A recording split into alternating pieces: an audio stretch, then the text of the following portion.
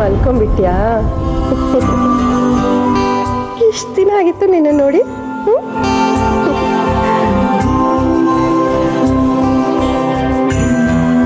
ರಾಧಿಕಾ ನೋಡು, ನಿನ್ನ ಮಗ ಮಲ್ಕೊಂಡ್ಬಿಟ್ಟ. ಪಾಪ ಪ್ರಯಾಣ ಮಾಡಿ ಸುಸ್ತಾಗಿರ್ಬೇಕು.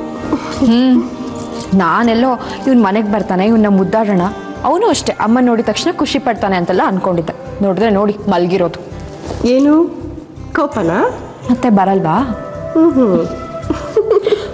ಅಯ್ಯೋ, ಚಿಕ್ಕ ಯಜಮಾನ್ರು ಇವನು ಚಿಕ್ಕವನಿದ್ದಾಗ ನೋಡಿದ್ದು, ಆಮೇಲೆ ಇವನ್ನ ನೋಡಲೇ ಇಲ್ಲ. ಹೋಗಿ ಕರ್ಕೊಂಡು ಹೋಗಿ ಬರ್ತೀನಿ. ಕೊಡ್ಬೇಕಾ? ಕೋಪ ಹುಟ್ಟಾಯ್ತಾ? ಅಮ್ಮ, ಎಲ್ಲ ಅಮ್ಮಂದ್ರಿಗೂ ಆಗೋದೆ ತಾನೆ, ಹಾಗೆ ನನಗೂ. ಬಾರು ಬಾರು.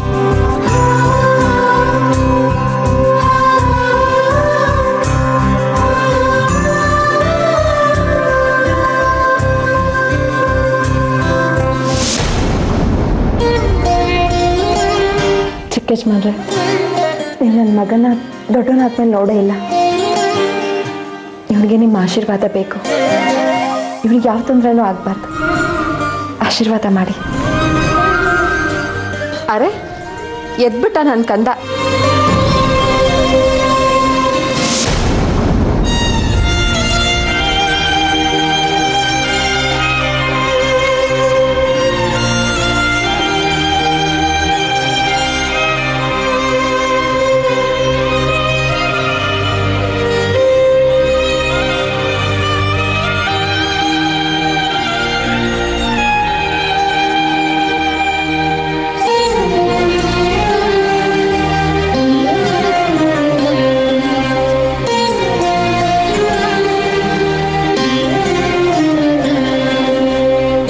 ಇವನೊಬ್ಬನೇ ದಿಕ್ಕು ಯಜಮಾನ್ರೆ ನನಗೆ. ಎಷ್ಟೆಲ್ಲ ನೋವಿದ್ರು ಎಲ್ಲವನ್ನೂ ಸಹಿಸ್ಕೋತೀನಿ. ನನಗೂ ಬದುಕಬೇಕು ಅನ್ನೋ ಆಸೆ ಚಿಗುರುತ್ತೆ ಅಂದರೆ ಅದಕ್ಕೆ ಕಾರಣ ನನ್ನ ಕೃಷ್ಣ, ನನ್ನ ವಿಶ್ವ ಮಾತ್ರ. ನನ್ನನ್ನು ನೀವು ಮಗಳ ಥರ ನೋಡ್ತಾ ಇದ್ದೀರ.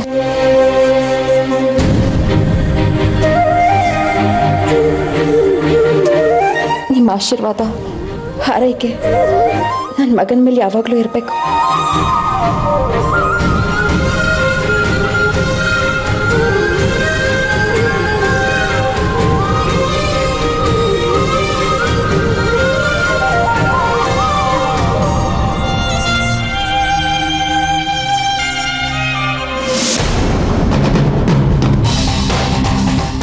ಶೀಲಂ, ನಾವು ಕರೆಕ್ಟಾಗಿ ಪ್ಲಾನ್ ಮಾಡಬೇಕು.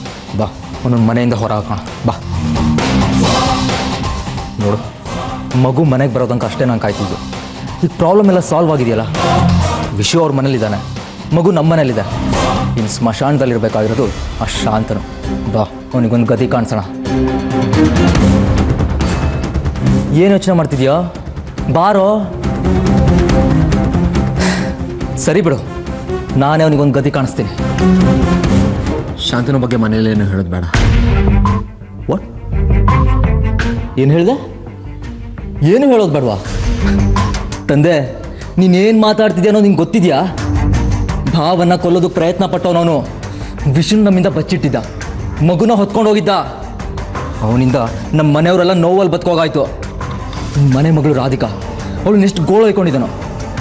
ಇಂದು ನೀನು ಅವನ ಬಗ್ಗೆ ಏನು ಹೇಳೋದು ಬೇಡ ಅಂತಿದ್ಯಾ? ನನ್ನಿಂದ ಆಗಲ್ಲಪ್ಪ.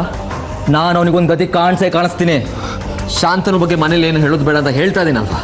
ಇನ್ನು ಮುಂದೆ ಕೂಡ ಅವ್ನು ಹೇಳ್ದಾಗ ಕೇಳೋದಷ್ಟೇ ನಮ್ಮ ಮುಂದೆ ಇರೋದು.